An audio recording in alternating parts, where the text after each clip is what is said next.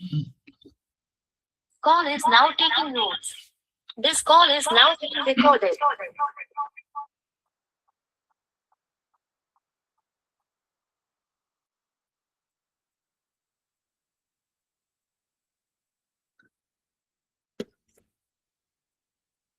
द्वितीय सत्र में आप सभी का पुनः स्वागत है। हमारे बीच में श्रीमती वर्षा श्रीवास्तव उपाध्यक्ष समवाय फाउंडेशन उपस्थित है, उनका स्वागत है। हमारे बीच में रीता गांधी मैडम उपस्थित है, उनका स्वागत है, सीनियर थेरेपिस्ट हैं। हमारे बीच में हेमंत सिंह उपस्थित हैं, समवाय फाउंडेशन से जुड़े हुए हैं, हमारी फैकल्टी है, उनका स्वागत है। हमारे बीच में यशवती चौधरी जी उपस्थित हैं, समवाय फाउंडेशन के प्रमोटर हैं, उनका स्वागत है। हमारे बीच में मनोज कुमार जी उपस्थित हैं, समवाय फाउंडेशन के प्रमोटर हैं, उनका स्वागत है। हमारे बीच में गर्मा बिश जी उपस्थित हैं, समवाय फाउंडेशन की प्रमोटर हैं और हमारी फैकल्टी हैं, उनका स्वागत है।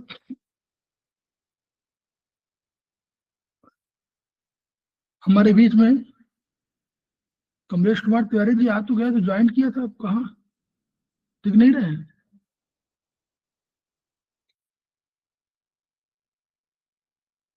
तिवारी जी नहीं क्या? तिवारी जी ने भी ज्वाइन किया था, कमलेश कुमार तिवारी जी ने ज्वाइन किया था। अभी फिलहाल नहीं है सर, ज्वाइन किया था पहले। हाँ ज्वाइन किया था। कट जा रहा उनका बार बार।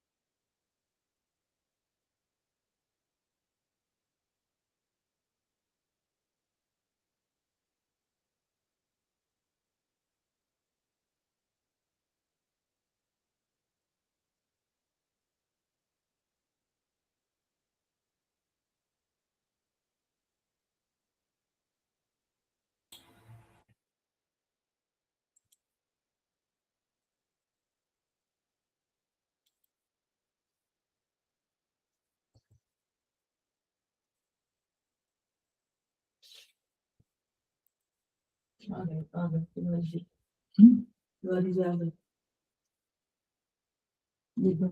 सर नमस्ते। ज्वाइन कर लिया? आवाज आ रही है सर? हाँ आ सर, रही है, आ ज्वाइन रही तो है। कर लिया हूँ मैं। हाँ, एक्चुअली क्या है कि नेट फेल हो गया है और मोबाइल डाटा से ट्राई कर रहे तो हो नहीं रहा था, अभी हुआ कैसे हूँ। तो स्क्रीन तो दिखा नहीं सकता हूँ मैंने, ऐसे तो कहिए तो क्लास करूँ, क्योंकि स्क्रीन अटैच नहीं होगी, दिखेगी नहीं। तो हम कर देते हैं।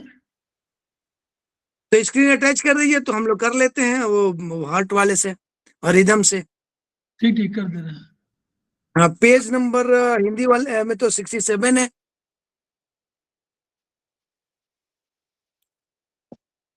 अभी कर दे रहा हूँ। जी, तो नेट फेल हो गया, वो दिक्कत हो गई।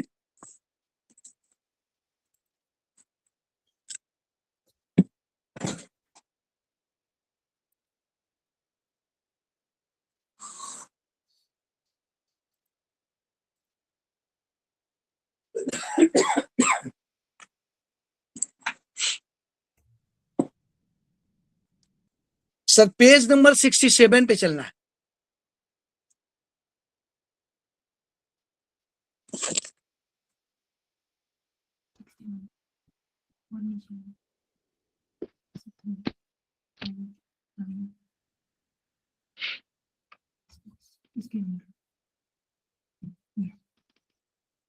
हम्म। मैं बोलिए। अपने स्क्रीन से पढ़ाऊंगा, मुझे स्क्रीन समझ मोबाइल पे नहीं आ रहा, लेकिन मैं आगे बढ़ रहा हूँ फिर बताता हूँ। है, जी।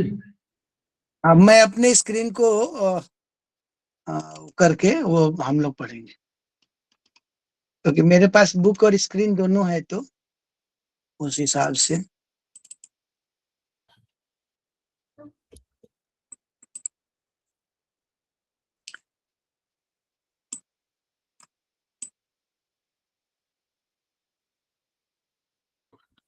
हम लोग सर पेज नंबर 67 पे पढ़ने का प्रयास कर रहे हैं, ठीक है सर? जी। हाँ ठीक है सर, एक्चुअली दिक्कत हो गई थोड़ा। अरविंद सर को प्रणाम और अपने साथियों को प्रणाम। हम लोग जैसा था बीएचबी के क्लास ब्लड वाले लेशन को पढ़ रहे हैं, और इसमें कुछ हम लोग पढ़ चुके हैं और बाकी कोशिश करते हैं कि जो बचा हुआ हम लोगों का है उसको हम लोग कंप्लीट करें। तो थोड़ा स्क्रीन में दिक्कत है, एडजस्टमेंट में। ठीक। जी ठीक। स्क्रीन में विजिबल होना सर? हाँ, अब सब बताइए, अब सब लोग। हमको तो नहीं दिख जी, रहा, हमारा तो बंद है। मेरा मैं शो हो रहा है। ओके, तो ठीक है सर, स्क्रीन देखें फिर हम लोग करते हैं। तो अभी हम लोग कल बात किए थे इसके पहले कि हम लोगों ने बात किया था कल पल्स रेट की, और जिसमें हम लोग बात किए थे कि हार्ट रेट और पल्स रेट दोनों डिफरेंट है, और अगर पल्स रेट हार्ट रेट से ज्यादा होती है तो उसे हम लोग ट्रैकीकार्डिया बोलते हैं, और जो कम है तो उसे ब्रेडीकार्डिया कहा जाता है। और ट्रैकीकार्डिया हम लोग कल डिस्कस किए थे कि कैसा है। तो आगे हम लोग रिदम की बात करेंगे। हम लोगों ने देखा था कल, इस बात को पढ़ा था कि जो कार्डिक साइकिल है वो 0.8 सेकेंड की होती है। इट मीन्स कि जो साइनो एट्रियल नोड, ऐसे नोड, वो 0.8 सेकेंड बाद जनरेट करता है इंपल्स, इलेक्ट्रिकल इंपल्स जनरेट करता है, और जो ट्रांसफर होके फंक्शन करता है। तो वो चूंकि 0.8 सेकेंड बाद वो जनरेट करता है, तो एक जो हम लोग कल देखे थे 0.1, 0.7, 0.3, 0.5, ये जो टाइमिंग थी, इसके अकॉर्डिंगली ये पूरा वेंट्रिकल और एट्रियम ये फंक्शन करते हैं अपने टाइम के अकॉर्डिंगली। अगर यहां पे क्या है कि किसी वजह से 0.8 सेकेंड में कुछ प्रॉब्लम हो सकती है, तो ऐसे नोट की प्रॉब्लम होगी। अगर वो नहीं होता है तो कई बार इसमें कुछ टाइम का डिफरेंस आएगा, जैसे 0.8 सेकेंड बाद दूसरी पल्स आएगी। अगर किसी कारण से 0.79 सेकंड में ये पल्स आ गई 0.79 में, तो भी ये प्रॉब्लम क्रिएट करेगा। तो क्या है, एक वर्ड है एट्रियल फ्लटर और एट्रियल फिब्रिलेशन, ये दो चीजें हैं। क्या है, हम देखते हैं कि जब ये करंट आती है तो सबसे पहले 0.1 सेकंड के लिए एट्रियम को सिस्टोल करती है। हमने एट्रियम ब्लड को, एट्रियम से ब्लड वेंट्रिकल में आता है। तो अगर ये इसमें अनियमितता आती है, इरेगुलरिटी कुछ आती है, तो एट्रियम के एट्रियम जो कंप्रेस होता है, ब्लड 0.1 सेकंड के लिए भेजता है, इसमें जो फ्लक्चुएशन होगा, कभी थोड़ा पहले हो जाएगा या कभी टाइम से होगा या इसकी स्पीड ज्यादा होगी, तो ये केस को एट्रियल फ्लटर या एट्रियल फिब्रिलेशन कहते हैं। इनमें क्या अंतर है फ्लोटर और फिब्रिलेशन में? एट्रियल का माने एट्रियम की बात हो रही है। अगर ये जो डिफरेंस है टाइम की और स्पीड बढ़ गई है, मैंने अगर 0.8 की जगह 0.79 में होगा तो स्पीड बढ़ जाएगी, कुछ जल्दी हो जाएगा। कभी ऐसा भी हो सकता है कि पहली बार कुछ कम समय में आया, फिर ये 0.8 में नॉर्मल हो जाए। तो ये चीजें हो सकती हैं कि जो एट्रियम का से ब्लड का फ्लो होना है ट्राइकस्पिड वाल्व के थ्रू या बाइकस्पिड वाल्व के थ्रू, किसमें? वेंट्रिकल में, इसमें फ्लक्चुएशन होगा और इसमें फ्लक्चुएशन होने से पल्स में भी फ्लक्चुएशन आएगी। तो कहने के बात है कि जब ये फ्लक्चुएशन एक नियमित हो जाए, एक केस होगा कि ये नियमित फ्लक्चुएशन हो गया और एक हो गया कि फ्लक्चुएशन अलग अलग हो रहा है, माने जो चेंजेस आ रहा है वो नियमित है और एक में की जो चेंज आ रहा है वो अनियमित है। तो फ्लटर मीन्स नियमित चेंज आ रहा है और फिब्रिलेशन मीन्स की इरेगुलर चेंजेस आ रहे हैं। ये दोनों में अंतर ही है। और ये क्या चीज है, एट्रियम से वेंट्रिकल में ब्लड जाने की जो कंडीशन है, एक्चुअली यहाँ सिस्टोल तो हम लोग बोलते हैं, तो ये ब्लड फ्लो है। तो एट्रियल फ्लटर और एट्रियल फिब्रिलेशन में एक डिफरेंस यही है, इसमें जो चेंजेस आएंगे वो नियमित है फ्लटर में, और फिब्रिलेशन में अनियमित चेंजेस आएंगे। एक्स्ट्रा सिस्टोल जो बोल रहा है, इसका मतलब कि नियमित पल्स जब आनी थी 0.8 सेकंड पे तो वो पहले आ गई, और अगली जो पल्स आई वो 0.8 सेकंड पे आई, माने अगली पल्स अपने टाइम पे आई। तो इसको बोलते हैं एक्स्ट्रा सिस्टोल, मतलब कोई एक पल्स अपने समय से पहले आ गई और उसकी अगले वाली पल्स सही है। तो इस केस में जो सिस्टोल का होगा वो एक्स्ट्रा हो जाएगा, क्योंकि 0.8 की जगह 0.79, ये एग्जांपल है, 0.79 माने पहले आ जाएगी। तो जो अगला जो हो आएगा सामान्य, इसके बीच में जो टाइम होगा वो बढ़ जाएगा।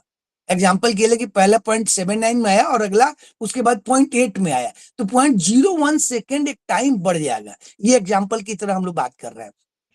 मीन अगला जो टाइम आएगा, जो कंपनसेटरी पॉज है, ये कुछ अधिक होगा। ये फंक्शनल हो सकता है, लेकिन ये होने से क्या होगा, एट्रियल का फिब्रिलेशन फ्लटर उत्पन्न होगा, क्योंकि सिस्टोल ज्यादा होगा, नंबर ऑफ सिस्टोल ज्यादा होगा, स्पीड ज्यादा आएगी। तो ये जो दो शब्द हैं, क्योंकि अगर ये 0.8 सेकेंड में किसी वजह से वेरिएशन आता है तो जो हृदय का, हार्ट का रिदम है वो चेंज हो जाएगा। और कुछ इसके रोगी मिलते हैं, एट्रियल फ्लटर और एट्रियल फिब्रिलेशन के रोगी मिलते हैं। तो ये सिर्फ टाइम चेंज के, अगर टाइम सही है, सब कुछ समय से हो रहा है, तो रिदमिक एक रिदम में सारा काम हो रहा है। लेकिन ये चेंज होने पे रिदम चेंज हो जाएगा, माने रिदम में नहीं रहेगा। चेंज होने का मतलब कि रिदम में नहीं होगा, और चूंकि टाइम कम हो जाएगा, जल्दी आएगा, इसको एक्स्ट्रा सिस्टोल बोलते हैं। तो ये दो चीजें हैं, rheumatic heart disease, ischaemic heart disease, इन चीजों में ये मिलेगा। अब जो पल्स आएगी उसका फॉर्म क्या हो, अलग अलग पल्स आएंगे। जब ये चीजें होंगी, कोई चीज सिस्टोल में, एट्रियम या वेंट्रिकल के, जब कोई चेंजेस आएगा किसी कारण से, तो जो ये ब्लड का फ्लो है वो भी चेंज हो सकता है। एक तो कंडीशन में होगी, कुछ इस कारण से भी हो सकती है। तो हम लोग इसको जो मेजर करते हैं पल्स को, हम लोग बोले थे कल की पल्स को मेजर करते हैं जहां बोन स्ट्रेट है, जहां पर रखी हुई है ब्लड वेसल्स, वहां पे करते हैं। तो एक कंडीशन आ सकती है वेरिएशन होने की केस की बात, अगर वेरिएशन नहीं हुई तब तो ठीक है, 72 के आसपास मिलेगी ±5। अगर वेरिएशन होता है तो क्या होता है, जैसे थीन थ्रेडी पल्स, ये पल्स में क्या होगा, थीन थ्रेडी पल्स, पतले धागे की तरह आप ऐसा महसूस करेंगे जो लैंग्वेज लिखा हुआ है। ये कब होगा, वास्को कंस्ट्रिक्शन, अत्यधिक ठंड, anxiety, mitral stenosis, shock of myocardial infarction.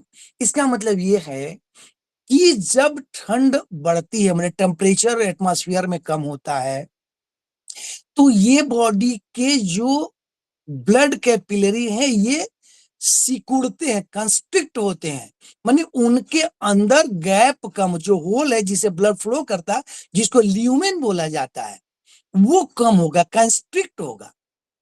Anxiety के केस में भी होगा। और अगर मिट्रल स्टेनोसिस, स्टेनोसिस का मतलब ही है कि ल्यूमेन कम हो गया, तो अगर किसी वाल्व से किसी कारण से ये सिकुड़ती हैं नसें, जिसको हम लोग ब्लड वेसल्स बोलते हैं, कैपिलरी आर्टियोल्स जो भी बोले, तो यहाँ पर ब्लड फ्लो कम होगा, प्रेशर बढ़ सकता है। इसीलिए आप देखेंगे कि जाड़े में ऐसा होता है, स्किन सिकुड़ जाती है, ब्लड वेसल सिकुड़ जाएंगी, तो ये तब जो पल्स मिलेगी वो मिलेगी थिन थ्रेडी पल्स। वास्को कंस्ट्रिक्शन का मतलब है सिकुड़ जाना, स्टेनोसिस का मतलब है कि ल्यूमेन कम हो जाना, माने सिकुड़ना ही होता है। अगला है फुल बाउंडिंग पल्स। जब ये वासोडाइलेशन बोल रहा है का, इसमें क्या होगा कि इसमें नसें फैल जाएंगी या ल्यूमेन बड़ा हो जाएगा, तो फ्लो बढ़ जाएगा। कार्डिक आउटपुट वहां पे क्या था कि नसें सिकुड़ गई थी और यहाँ पे नसें फैल जाएंगी। किसी टेम्परेचर, जब एक्सरसाइज करेंगे आपको फीवर होगा, वातावरण का टेम्परेचर बढ़ेगा, या प्रेगनेंसी में महिलाओं के, एनीमिया में, इन सब केसों में क्या होगा, वासोडाइलेशन होगा, मींस की जो ब्लड कैपिलरी है वो एक्सपेंड हो जाएगा, उनका ल्यूमेन बड़ा हो जाएगा, माने उनसे ब्लड फ्लो होने के लिए एरिया बढ़ जाएगी। कंस्ट्रिक्शन में कम हो जाएगी और यहाँ पे बढ़ जाएगी।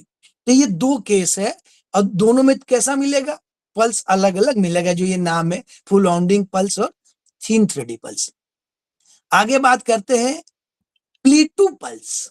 प्लीटू पल्स, जब पल्स अधिक देर तक महसूस हो, माने टाइम जो है पल्स का बढ़ गया, when the submit of pulse wave has longer duration, मतलब आपको देर तक पल्स मिलेगी, उसको ये प्लीटू पल्स बोलते हैं। थोड़ा प्रोनाउंसिएशन अलग अलग है।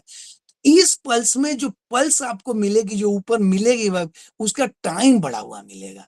इसका कारण क्या हो सकता है कि जब वेंट्रिकल सिस्टोल ज्यादा देर तक करेगा, वेंट्रिकल सिस्टोल का टाइम क्या था, 0.3 सेकेंड, अगर ये किसी वजह से ज्यादा देर तक करता है तो आपको लॉन्गर पल्स मिलेगा। हम लोग ये बात कहते हैं कि ये पल्स कैसे मिलती है, जब ब्लड जाता है तो नसें स्टैटिक बाहर की तरफ फैलती हैं, ब्लड आगे की तरफ फ्लो करता है। जब वेंट्रिकल सिस्टोल नहीं रहता है, डायस्टोल स्टेज में आता है, तो वो नसें वापस अपने पोजीशन में आती हैं, तो ये कंपन बनता है, यही पल्स के रूप में वहां पे मिलता है। हम लोगों ने बोला कल देखा था इसको, वेव, कंपन वाली वेव जो है ना, वाइब्रेशन वेव के फॉर्म में मूव करता है, यही पल्स के रूप में हमको मिलता है। तो जो अगर देर तक हो रही है, इसका मतलब ये है कि जो वेंट्रिकल है वो 0.3 सेकंड जिसमें सिस्टोल होना है वो ज्यादा देर तक हो रहा है। अगर ज्यादा देर तो मिलेगा तो नस ज्यादा देर तक खुली हुई मिलेगी, मैंने ऊपर उभरी हुई मिलेगी। ये कह रहा है कि जब लॉन्गर टाइम तक मिलती है, इट मीन्स कि वेंट्रिकल सिस्टोल ज्यादा देर हो रहा। एओर्टिक स्टोनोसिस, एओर्टिक स्टोनोसिस मतलब कि वही है कि ल्यूमेन, एओर्टा में ल्यूमेन कम हो गया, माने उस स्टोनोसिस का मतलब कि वो गैप कम हो गया, संकरा हो गया किसी वजह से, उस केस में भी मिलेगा।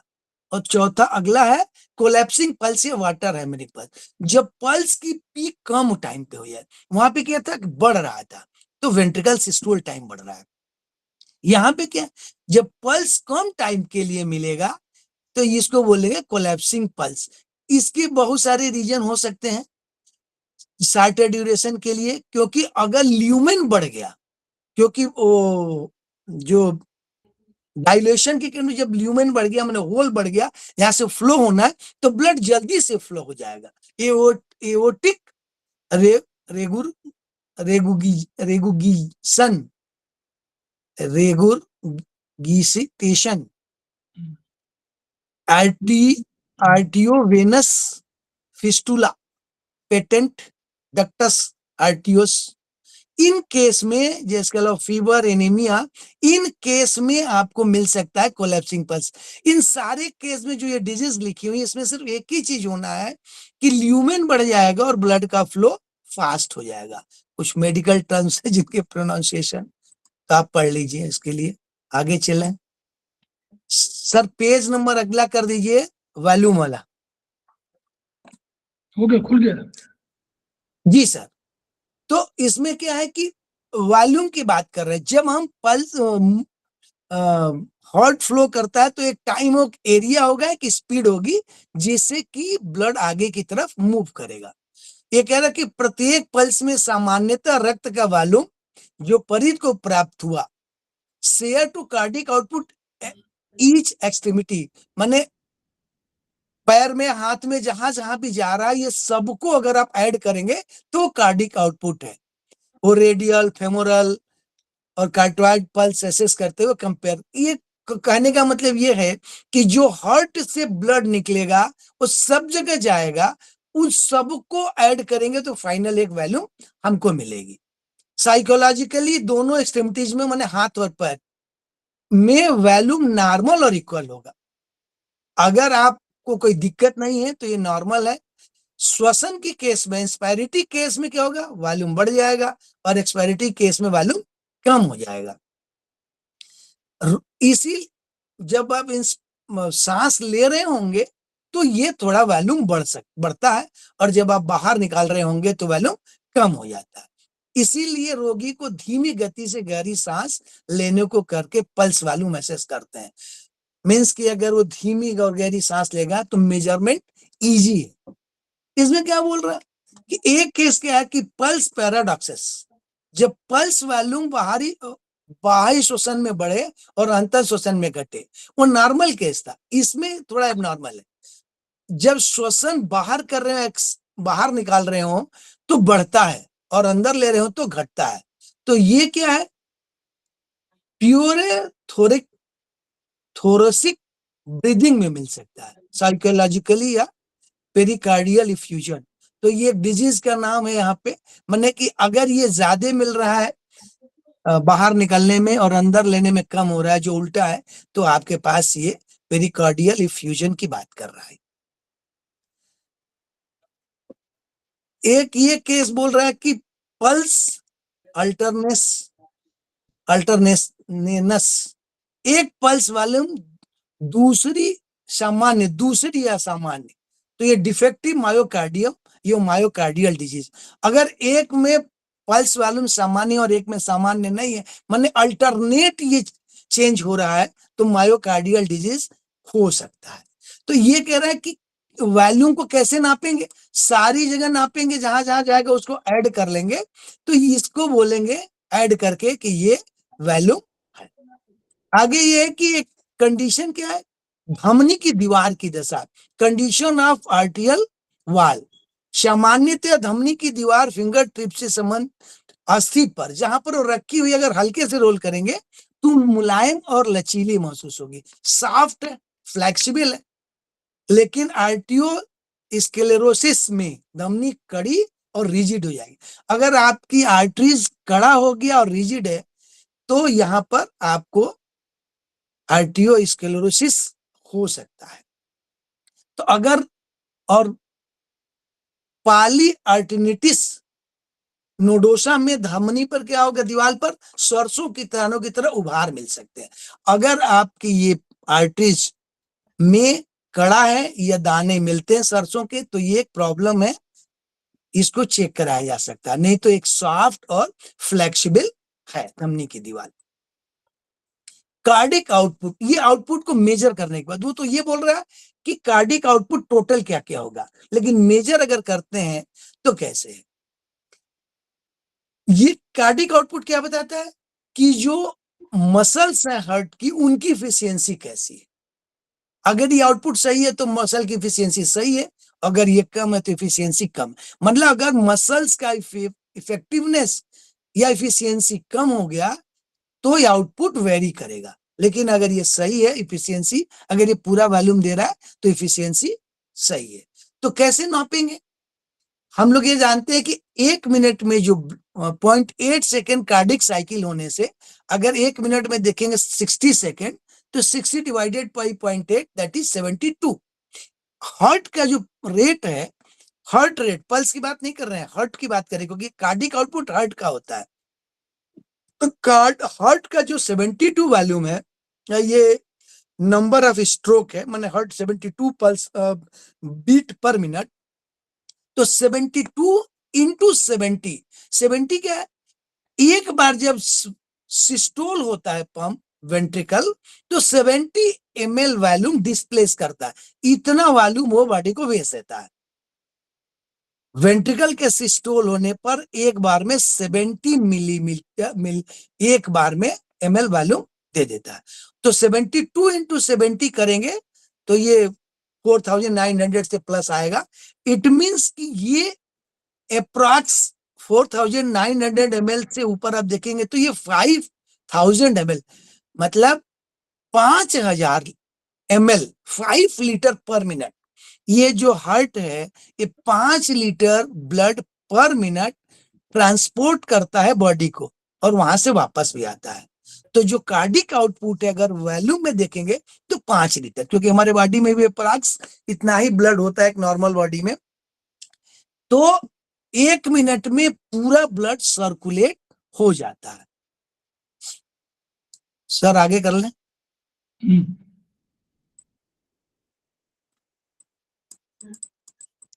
स्ट्रोक वॉल्यूम जो है, यहां पर ये बोल रहे हैं कि हार्ट की पेशियों पे निर्भर है, अतः हार्ट की पेशियों की खिंचाव, लंबाई और फोर्स ऑफ कंट्रैक्शन के बीच में डायरेक्ट प्रोपोर्शन है।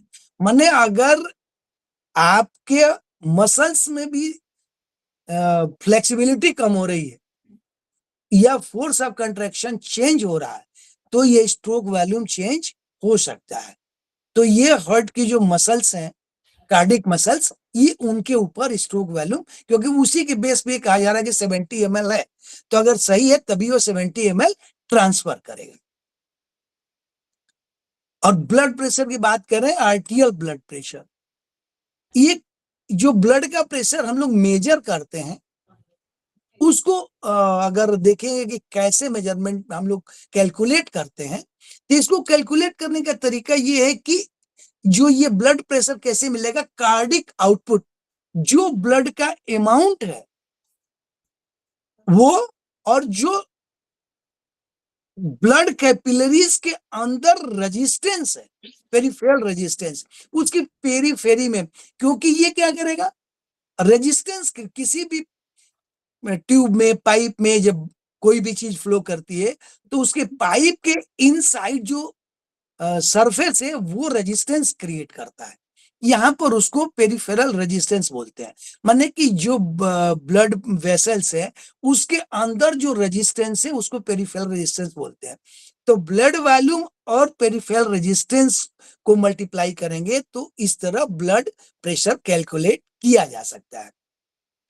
ये हम लोग ये बोले थे। और इसकी चीज पे डिपेंड करता है इसके साथ में, आर्टियल walls, elastic tissue, viscosity of blood and gravitational force. Blood की विस्कोसिटी क्या है, अगर पतला ब्लड है तो जल्दी फ्लो करेगा, मींस की विस्कोसिटी कम है तो ब्लड नहीं, विस्कोसिटी, माने विस्कोसिटी का मतलब है कि जो फ्लो को अपोज करे उसको विस्कस बोलेंगे। हायर विस्कस मतलब अपोज ज्यादा करेगा, लेस विस्कस मतलब अपोज कम करेगा। तो ये डिपेंड करेगा आर्टियल वॉल्स के इलास्टिक टिश्यू पे, विस्कोसिटी ऑफ ब्लड पर करेगा, और ग्रेविटेशनल फोर्स, इन चीजों पे डिपेंड करेगा ये पेरिफेरल रेजिस्टेंस। इसमें हम लोग एक ये देखते हैं कि जब लेफ्ट वेंट्रिकल एओर्टा में ब्लड भेजता है फोर्सली, तो वहां पर ज्यादा, सबसे पहले एओर्टा में सबसे ज्यादा ब्लड फ्लो होता है, क्योंकि वहीं से सारा ब्लड जाना है। तो यहां पर जो है एओर्टा में इलास्टिक फाइबर की मात्रा अधिक है, ये ध्यान देने की बात है। एओर्टा जो बना हुआ है उसमें इलास्टिक फाइबर ज्यादा है, इसलिए ये एक्सपेंड होकर ब्लड को समायोजित कर लेता है और आगे जाने देता है। अब ये कह रहा है कि जो वेंट्रिकल ब्लड है, बल का मतलब है कि जो ये फोर्स है मैकेनिकल पंप की तरह, ये जब ब्लड में जाता है तो दो तरह से कन्वर्ट हो जाता है। एक तो वो एनर्जी जो आगे की तरफ फ्लो कराती है, वो काइनेटिक एनर्जी, मींस कि ब्लड में वेलोसिटी जनरेट देती है, वो ब्लड आगे की तरफ बढ़ता है। दूसरी, जब ये फोर्स उस ल्यूमेन में जाएगा ब्लड वेसल्स के, तो ल्यूमेन एक्सपेंड होगा, उसे एक्सपेंशन से वेव मिलती है, वाइब्रेशन वेव, जिसको हम लोग पल्स के रूप में देखते हैं। तो ये पोटेंशियल एनर्जी के रूप में इकट्ठा, माने जब वो ल्यूमेन फैलेगा तो क्या होगा, काइनेटिक एनर्जी, क्योंकि वो अपनी साइज में बड़ा हो जाएगा, तो वो काइनेटिक एनर्जी के रूप में एनर्जी। तो ये जो फोर्स है ना, वो दो एनर्जी में कन्वर्ट होगा, एक काइनेटिक एनर्जी जो आगे ले जाएगा ब्लड को, दूसरा एनर्जी जो ल्यूमेन को बड़ा करेगा, मींस ब्लड वेसल्स एक्सपेंड होंगी, इलास्टिक फाइबर होने के कारण ये एक्सपेंड होगी, इसको पोटेंशियल एनर्जी बोलते हैं।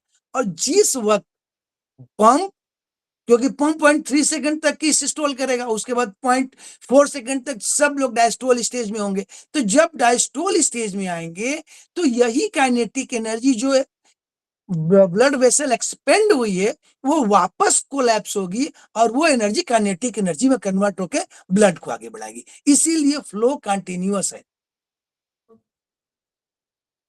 काइनेटिक एनर्जी डायरेक्ट आगे बढ़ाएगी, लेकिन पोटेंशियल एनर्जी जब पंप सिस्टोल नहीं हो रहा होगा वेंट्रिकल, तब वो kinetic potential energy kinetic energy में कन्वर्ट होगी और वो ब्लड फ्लो को आगे की तरफ बनाएगी, इसीलिए कंटिन्यूअस ब्लड का फ्लो होता रहेगा।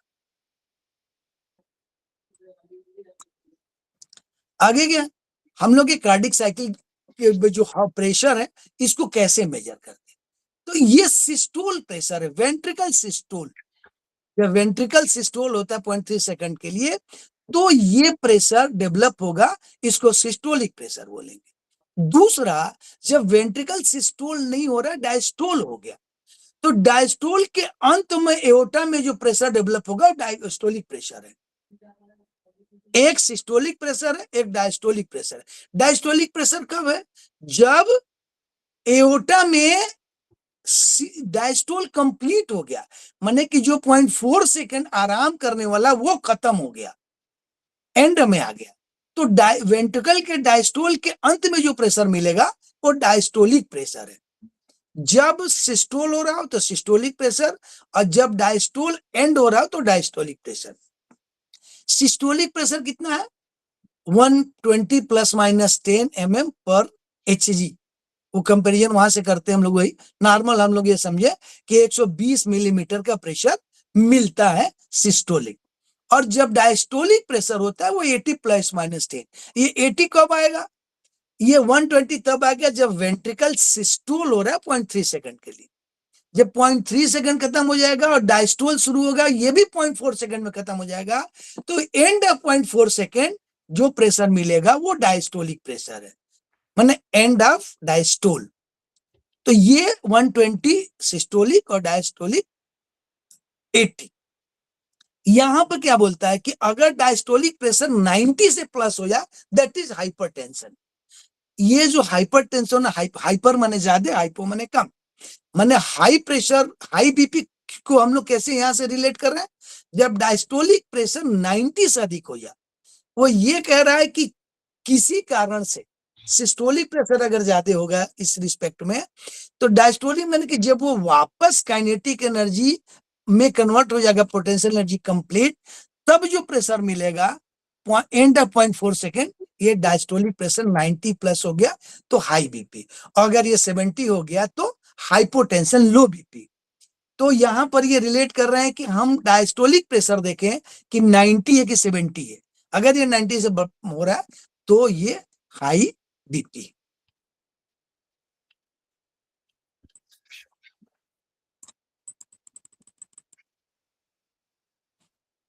Factor affecting the blood pressure, blood pressure affect कैसे होते हैं, क्या क्या चीजें हैं, तो हम लोग पहले पढ़े थे कि कार्डिक आउटपुट और पेरिफेरल रेजिस्टेंस को मल्टीप्लाई करने पर ही ब्लड प्रेशर मिलता है। तो ये कार्डिक आउटपुट वेरी कैसे करता है, क्या क्या डाटा इसमें हम लोग जानने की कोशिश करते हैं। पहला है कि रक्त का वॉल्यूम, कितना ब्लड वॉल्यूम ट्रांसपोर्ट कर रहा है सिस्टोल माने हार्ट। एक्सरसाइज की केस में ये वेरी करेगा। हेमोरेज, अगर कहीं से ब्लड लीकेज हो रहा है, रक्त का स्राव हो रहा है, तो इंपैक्ट होगा। अंतः बचाव, ये एक रीजन हो सकता है। इंटरनल जो प्रेशर है, आप पोस्चर, आपका पोस्चर भी अगर डिफरेंट है तो भी इंपैक्ट डालेगा। वातावरण के तापक्रम पे, अगर 46 के प्लस हो गया तो इंपैक्ट आएगा, 20 के नीचे आ गया तो इंपैक्ट आएगा। माने इसीलिए जाड़े में थोड़ा प्रेशर बढ़ सकता है, क्योंकि वो कंस्ट्रिक्ट हो जाती हैं ब्लड वेसल्स। हाइपोक्सिया, ऑक्सीजन की कमी के केस में हो सकता है। सिंपैथेटिक एवं पैरासिम्पैथेटिक स्टिमुली, ये भी इफेक्ट डालेंगे। ये सारी चीजें स्ट्रोक वॉल्यूम पे इफेक्ट डालेंगी। इसके अलावा क्या है, हार्ट का रेट एज और सेक्स पे भी डिपेंड करता है। आपके इमोशनली आप खुश हैं या दुखी हैं, उन केस में भी वेरी करेगा। पेन अगर बहुत हो रहा है कहीं तो भी इंपैक्ट डालेगा हार्ट रेट। अंतःबक्षाप, अंदर अगर प्रेशर प्लस माइनस है, ये भी इंपैक्ट डालेगा। वातावरण का टेम्परेचर की बात हो गई। हाइपोक्सिया करेगा ही, हाइपोक्सिया माने shortage of oxygen in blood. और एक्सरसाइज, ये चीजें हार्ट रेट और स्ट्रोक वालों को इंपैक्ट करेंगी, तो आपकी कार्डिक आउटपुट चेंज होगा। और पेरिफेरल रेजिस्टेंस कब चेंज होगा, अगर ब्लड वेसल की वाल की थिकनेस किसी वजह से बढ़ गई। ये थिकनेस बढ़ने का क्या कह रहा है कि अगर वेसल्स के अंदर जो ल्यूमेन है वो कम हो गया, जो आईडी है इनर डायमीटर जिसे ब्लड फ्लो होता है, अगर कुछ उसमें चोक हो गया तो ब्लड को, उतने ही ब्लड को कम एरिया से जाने को मिलेगा, तो प्रेशर रेजिस्टेंस बढ़ेगा, वो प्रेशर को बढ़ाएगा। दूसरा, वेसल्स की वाल जो इलास्टिक है वो इलास्टिसिटी कम हो गई किसी वजह से। वेसल का डायमीटर, वही थिकनेस के कारण डायमीटर चेंज होगा और ब्लड की विस्कोसिटी चेंज होगी। तो ये सारे फैक्टर कार्डिक आउटपुट और पेरिफेरल रेजिस्टेंस को चेंज करते हैं, जो ब्लड का प्रेशर को वेरी कर। हम लोगों ने कल देखा था कि ब्लड कैसे फ्लो होता है। तो कल हम लोगों ने देखा था कि दाहिने वेंट्रिकल से पल्मोनरी रक्त में, कल हम लोग पढ़े थे कि वो पहले राइट एट्रियम में आता है, फिर वेंट्रिकल्स में आता है, और फिर वहां से लंग्स को जाता है पल्मोनरी वाल्व के थ्रू, पल्मोनरी आर्टरी के थ्रू, और वो लंग्स को जाता है जहां पर ऑक्सीजनेटेड होता है, और वहां से वापस पल्मोनरी वेन्स के थ्रू हार्ट में आता है और एट्रियम में, और वहां एट्रियम से मेट्रल या बाइकस्पिड वाल्व के खुलने के बाद वेंट्रिकल में आता, और ये वेंट्रिकल सिस्टोल होने के बाद ये वापस एरोटा के थ्रू बॉडी को चला जाता है और हार्ट को भी जाता है। तो ये मूवमेंट का ये पूरा यहाँ बताया जा रहा है। इसमें एक चीज कल हम लोग बात शायद नहीं किए थे कि हार्ट से जो भी आर्टरी निकलेगी, हार्ट से जो भी ब्लड को लेके बाहर जाएगा, वो आर्टरीज होगी, चाहे वो इम्प्योर होगी या प्योर होगी। तो पल्मोनरी आर्टरी जो है इम्प्योर ब्लड ट्रांसफर करते हैं। इम्प्योर का मतलब डीऑक्सीजनेटेड ब्लड। राइट वेंट्रिकल से वो लंग्स को ले जाता है, वो ले जाने वाली जो ब्लड वेसल्स है उसका नाम है पल्मोनरी आर्टरी। ये आर्टरी जरूर है, लेकिन डीऑक्सीजनेटेड या इम्प्योर ब्लड हार्ट को, लंग्स को ले जाती है। तो चूंकि ये हार्ट से बाहर ले जा रही है, इसलिए ये आर्टरी है, भले इम्प्योर है, बाकी जगह ये वेन्स करती है। और जब ये हार्ट में आता है वापस लंग्स से, तो जो चीज लंग्स में आती है वो वेन होगी। तो ये पल्मोनरी वेन जो ऑक्सीजनेटेड ब्लड लेके आती है, वो हार्ट के लेफ्ट एट्रियम में आती है। तो ये थोड़ा सा ध्यान रखना है कि जो हार्ट से बाहर ब्लड को लेके जाएगा दैट इज आर्टरी, और जो हार्ट में आएगा वो वेन होगी। तो यहाँ पे थोड़ा सा याद रखना है कि पल्मोनरी आर्टरी में डीऑक्सीजनेटेड ब्लड मूव करता है और पल्मोनरी वेन में ऑक्सीजनेटेड ब्लड। बाकी सब जगह वेन में डीऑक्सीजनेट ब्लड और आर्टरीज में ऑक्सीजनेटेड ब्लड वेन करता है। यहाँ पर बस फंक्शन वो याद रखना कि हार्ट से बाहर जाएगी तो आर्टरी और हार्ट में आएगी तो वेन। उसको धमनी, बाहर जाने को धमनी और आने को शिरा बोलते हैं। तो ये ध्यान रखना है, क्योंकि ये कई बार पूछा जाता है कि वो कौन सी वेन है जहां पे प्योर ब्लड रहता है या ऑक्सीजनेटेड ब्लड। तो यहाँ पर ये वही वाली साइकिल है जिसको हम लोग पढ़ लिए थे कि ये इस तरह का ब्लड का फ्लो होता है, आर्टरियम वेंट्रिकल्स। आगे चलते हैं, ये हम लोगों ने पढ़ लिया था। ये वही साइकिल बता रहा है कि लेफ्ट वेंट्रिकल से एओर्टा, जब लेफ्ट वेंट्रिकल बाहर निकाल देगा तो एओर्टा, फिर लार्ज एट्रियोल्स, लार्ज एट्रियोल्स और कैपिलरीज, रेनुअल्स, वेन्स। ये वापस यही कैपिलरी में यहाँ पे एक्सचेंज हो जाता है, ऑक्सीजन चला जाता है सेल्स के पास और सेल से CO2 वापस आ जाता है जो बाहर लंग्स में जाकर बाहर निकल जाता है। तो यही काम करता है। इसके पहले जो एरिया है वो प्योर ब्लड है, माने ऑक्सीजनेटेड, और वेनुअल्स, वेन्स, वेना कावा और राइट एट्रियम ये जो है इम्प्योर ब्लड। यहाँ पे इम्प्योर ब्लड होगा, माने इम्प्योर का मतलब डीऑक्सीजनेटेड, कार्बन डाइऑक्साइड युक्त। तो ये जो धमनी की दीवारें हम लोग बोले थे कि muscles fibres, arteries muscles fibres बनी इलास्टिक से, क्योंकि इनको एक्सपेंड और कोलैप्स होना है, कंस्ट्रिक्ट होना और एक्सपेंड होना है। तभी ये यहाँ ये कह रहा है कि सीरा की जो दीवारें वो पतली होती है क्योंकि इनको लो प्रेशर ब्लड को ट्रांसपोर्ट करना है, और जो आर्टरीज होती है उनको हाई प्रेशर ब्लड को ट्रांसपोर्ट करना है। चूंकि हाई प्रेशर ब्लड आर्टरीज में मूव करता है तो आर्टरीज के दीवालों में कोई वाल्व नहीं होता है, वो हार्ट के प्रेशर से वो सर्कुलेट होके सेल्स तक पहुंच जाता है। लेकिन जब वो वापस आता है तो उसके पास वो पंप करने के लिए कोई सिस्टम नहीं है, तो ये जो फ्लो करता है ब्लड, तो इनमें वेन्स में वाल्व बने होते हैं जो ब्लड को वापस नहीं जाने देते हैं। वेन्स में जो वेन्स हैं, इन ब्लड कैपिलरीज में वाल्व होते हैं जो ब्लड को वापस फ्लो नहीं होने देते हैं, और आर्टरीज में वाल्व नहीं होते क्योंकि वो हार्ट के पंप से ब्लड प्रेशराइज होकर हाई प्रेशर में सेल्स तक पहुंचता है। इसमें एक चीज एक ये कह रहा है कि रक्त प्रवाह को नियमित करने के लिए मेडुला में बेसोस मोटर सेंटर स्थापित है। कंट्रोलिंग होनी है ब्लड सर्कुलेशन को, कैसे होनी है? मेडुला में बेसो मोटर सेंटर है जिससे एफरेंट और इफरेंट, ये नर्व सिस्टम की बात कर रहा है, नर्वस सिस्टम का, एफरेंट और इफरेंट एक मैसेज को ले जाती है और दूसरा ले आती है, डिसीजंस देती है, कंट्रोलिंग करती है। तो जो नर्वस सिस्टम का कंट्रोलर कैसे है? मेडुला के बेसोमेटर सेंटर में स्थापित एफरेंट और इफरेंट नर्व जो आर्टरीज आर्टियोल्स की दीवारों में इनर्वेट होती है। आर्टरीज आर्टियोल्स की दीवार में कहां से है? मेडुला के बेसोमेटर से, बेसोमोटर सेंटर से ये एफरेंट इफरेंट नर्व आती है। ये क्या करती है? पेरिफेरल आर्टरीज और आर्टियोल्स की दीवारों में स्ट्रेच रिसेप्टर, बैरो रिसेप्टर मौजूद है। ये बैरो रिसेप्टर माने प्रेशर मेजर करने के लिए, मतलब आर्टरीज की और आर्टियोल्स की दीवार पे बैरोमीटर जो रिसेप्टर है वो स्ट्रेच रिसेप्टर है। ये बैरोमीटर क्या करते हैं? प्रेशर को सिग्नल देते हैं। ये बैरो रिसेप्टर विशेषकर कार्टोइड साइनस, इंटरनल कार्टोइड आर्टरी पर, एओर्टिक आर्क, कॉमन कार्टोइड आर्टरीज पर एवं आर्टियो केवल जंक्शन पर मौजूद है, जो systemic blood circulation, systematic blood circulation में रक्त दबाव परिवर्तन की सूचना मस्तिष्क और मेडुला को भेजते हैं। ये सारे रिसेप्टर, चाहे बैरो रिसेप्टर हो, ये क्या करते हैं? मेडुला को ये बताते हैं कि ब्लड का प्रेशर आर्टरीज में, इस आर्टरीज में यहां पर इतना है।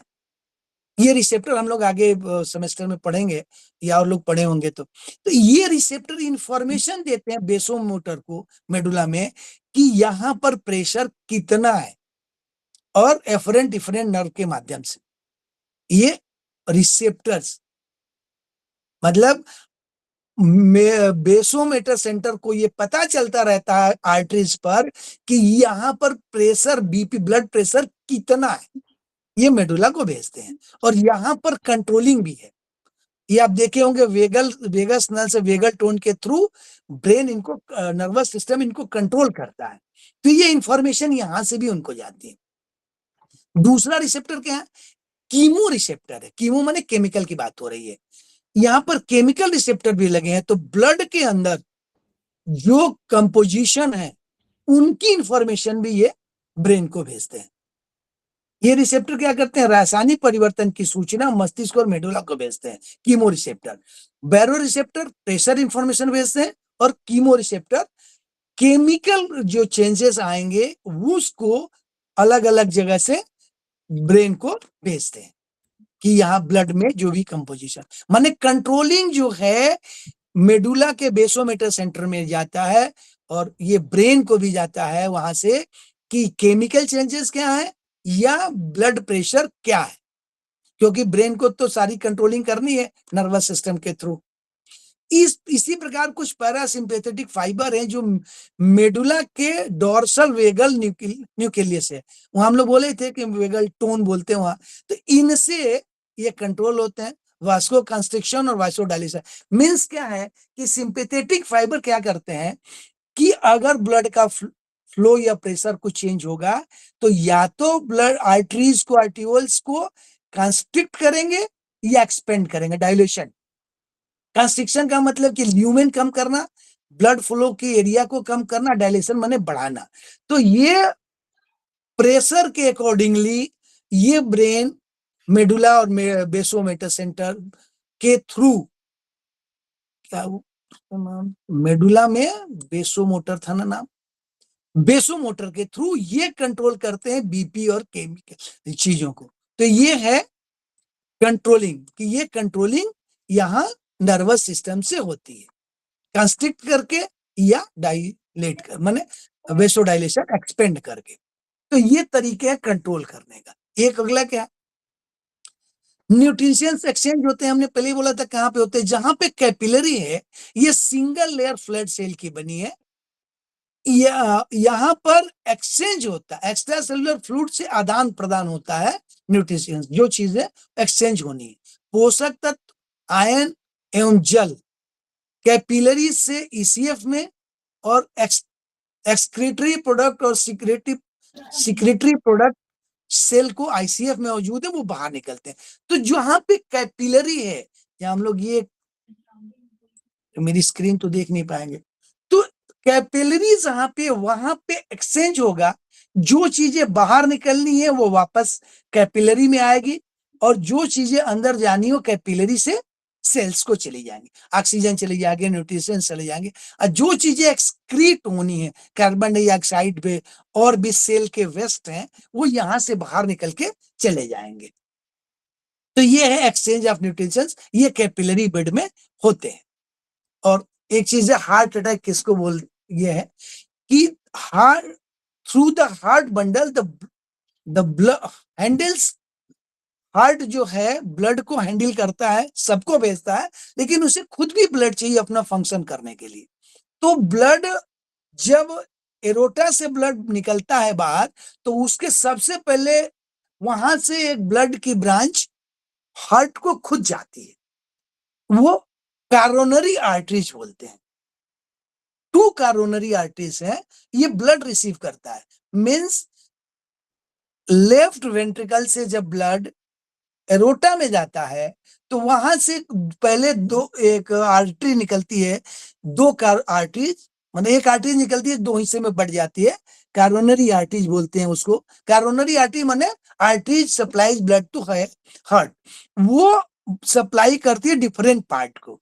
तो अगर इनके अलग अलग नाम है, ये भी पतला होते जाते हैं, जैसे एरोटा, आर्टरीज, आर्टियोल्स, कैपिलरी जैसे, तो यहाँ भी पतले होते जाते हैं। तो ये जो है, क्योंकि मैंने स्क्रीन वो रखा था लेकिन अब वो अपने पास वो नहीं है, थोड़ा दिखा पाने में दिक्कत। तो यहाँ पर अगर आर्टरीज में कोई ब्लॉकेज हो जाता है, करोनरी आर्टरीज मींस यहाँ हार्ट के ऊपर जो आर्टरीज है, अगर उसमें किसी में ब्लॉकेज होता है तो हार्ट के उस पोर्शन को ब्लड नहीं जाएगा। If one or more coronary arteries get blocked, its supply area becomes devoid of the blood unable to cooperate with other parts of it. अलग अलग जगह पे ब्लड जाता है और जहां पे भी ब्लॉकेज हो जाएगा, नहीं जाएगा उस पोर्शन को, हार्ट का वो पोर्शन हार्ट के साथ सिंक्रोनाइज नहीं होगा, वो अपना काम ठीक से नहीं करेगा, तो यहाँ पे बहुत सारी प्रॉब्लम होगी और ये condition heart attack. At this condition the person shows sign perspiration, sudden weakness and pulse of low volume and low rhythm. Right, तो ये होगा कि किसी वजह से जो हम लोग सुनते हैं कि हार्ट अटैक हो गया, इट मींस ये कहने की कोशिश है कि जो हार्ट को ब्लड जा रहा है करोनरी आर्टरीज में, उसमें किसी में आर्टरीज में ब्लड फ्लो नहीं हो रहा है ब्लॉकेज के कारण, और हार्ट का वो पोर्शन काम नहीं कर रहा है और वो हार्ट के साथ सिंक्रोनाइज नहीं होगा, तो ये प्रॉब्लम क्रिएट हो जाएगी हार्ट को, दैट इज हार्ट अटैक।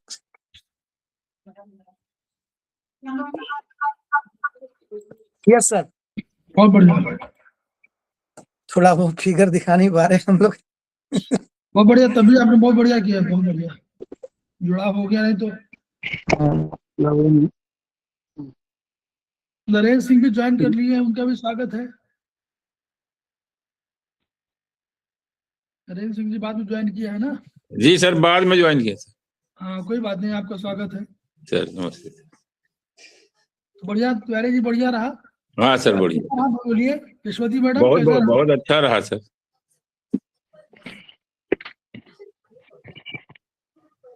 थोड़ा स्क्रीन नहीं होने से ना वो अपने आदत है, तो पूरा हो गया, पूरा बढ़िया हो गया। हम तो ये आर्टिजन फ्लटर वगैरह हम लोगों ने समझ लिया बढ़िया से, तो इस मामले में जो है थोड़ा सा ये धीरे धीरे जैसे जैसे बात जितनी बार पढ़ते हैं उतनी बार कोई नया नया शब्द अधिक समझ में आता है,